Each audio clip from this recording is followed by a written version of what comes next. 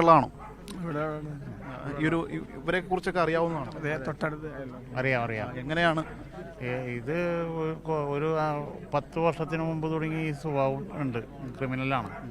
ഇയാൾക്ക് എന്താ ജോലി എന്ന്? അങ്ങനെ ഇയാൾക്ക് പ്രത്യേക ജോലികളൊന്നുമില്ല. അയാൾക്ക് എത്ര പ്രായമുണ്ട്? ഇപ്പോൾ ഒരു 26-27 വയസ്സുണ്ടാവും. അത്ര ഉണ്ടാവുള്ളൂ. ഇയാൾ ക്രിമിനലാണ്.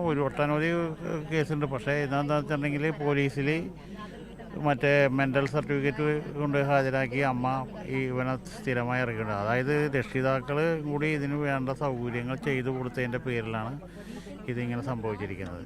പോലീസിനെ സംബന്ധിച്ചും ഇത് ഇങ്ങനെ ഒരു സംഭവം വരുമ്പോൾ ഉണ്ടാകാവുന്ന ബുദ്ധിമുട്ടുണ്ടായിരുന്നു. അതിപ്പോൾ ഇത് കാണിക്കുമ്പോൾ അവർക്കും ഒന്നും ചെയ്യാൻ പറ്റില്ല. അപ്പോൾ അങ്ങനെ ഒരു സർട്ടിഫിക്കറ്റ് വാങ്ങിച്ചു വെച്ചിട്ടുണ്ടെങ്കിൽ ഇതൊക്കെ നടത്തുന്നത്. പക്ഷേ യഥാർത്ഥത്തിൽ ഈ സർട്ടിഫിക്കറ്റ് റദ്ദ് ചെയ്തുകൊണ്ട് ഇത് കൊടുത്ത ആളാരാണെന്ന് അന്വേഷിക്കേണ്ടതുണ്ട്. ആ റദ്ദ് ചെയ്തുകൊണ്ട് ഇയാൾക്കെതിരെ ശക്തമായ ക്രിമിനൽ നടപടി എടുക്കേണ്ടതാണെന്നുള്ളതാണ് പറയാനുള്ളത്.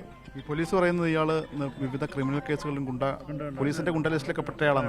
അങ്ങനെ ഇയാളുടെ ഒരു ചരിത്രം നിങ്ങൾക്ക് അറിയാമോ? അറിയാം. ഇയാൾ കഞ്ചാവ് കടത്തുണ്ട്, പിന്നെ അടിപിടി ഉണ്ടാക്കാറുണ്ട്, പിന്നെ മോട്ടോർ റൈസിങ് നടത്തി ഭയങ്കര പ്രശ്നങ്ങൾ ഉണ്ടാക്കാറുണ്ട്. അങ്ങനെ ഒട്ടനവധി പ്രശ്നങ്ങൾ ഉണ്ടാക്കാറുണ്ട്. അത് എല്ലാ വീട്ടിലും ഈ പ്രദേശത്ത് പല സ്ഥലത്തുമായിട്ടും പ്രശ്നം ഉണ്ടാക്കിയിട്ടുണ്ട്. ഇന്നത്തെ സംഭവം എന്താണെന്ന്? ഇന്നത്തെ സംഭവം എന്ന് വെച്ചിട്ടുണ്ടെങ്കിൽ ഈ ഒരു ദിവസം ഈ ഗേറ്റുമ്മ ഒരു പ്രശ്നം ഉണ്ടാക്കിയിട്ടുണ്ടായിരുന്നു ഇയാൾ. അപ്പോൾ ഒരു പോലീസിൽ പരാതി കൊടുത്തിരുന്നു. ആ പരാതി കൊടുത്തതിന് ശേഷം ആ പരാതിയുടെ വിരോധം കൊണ്ടായിരിക്കാമെന്നാണ് തോന്നുന്നത്. ഇവർ അതിനുശേഷം CCTV ഒക്കെ വെച്ചിരുന്നു ഇവിടെ. എത്ര നാൾ മുമ്പായിരുന്നു ആ സംഭവം? അത് ഈ നവംബറിലോട്ടോ മറ്റെവിടെയാണ് സംഭവം. അപ്പോൾ അതിൻ്റെ ഇത് മുള്ളിൽ ഇങ്ങനെ കിടക്കുന്നുണ്ട്. അപ്പോൾ അത് വെച്ചുകൊണ്ട് ഇന്ന് വൈകുന്നേരം ആണ് ഈ സംഭവം ഉണ്ടായത്. അപ്പോൾ സംഭവം ഉണ്ടായ സമയത്ത് ഇയാൾ ചെയ്തപ്പോൾ ഇയാളുടെ പ്രതിയുടെ അമ്മ തന്നെ വന്ന് തടുത്തെങ്കിലും അവരെ തട്ടി അകത്ത് കിടന്നിട്ട് ഡോറ് ലോക്ക് ചെയ്തിട്ടാണ് ഈ കൃത്യം നടത്തിയിരിക്കുന്നത്. അതാണ് ഉണ്ടായ സംഭവം. അതിനുശേഷം ഇയാൾ പുറത്തേക്ക് ഇറങ്ങി പോകും. ഇവരുടെ വണ്ടി, ഈ കൊല്ലപ്പെട്ട അവരുടെ വണ്ടി എടുത്തുകൊണ്ടാണ് പുറത്തോട്ട് പോയത്. പുറത്തോട്ട് പോണ വഴിക്ക് പറഞ്ഞ് ഞാൻ 4 അവിടെ ശരിപ്പെടുത്തിയിട്ടുണ്ട്.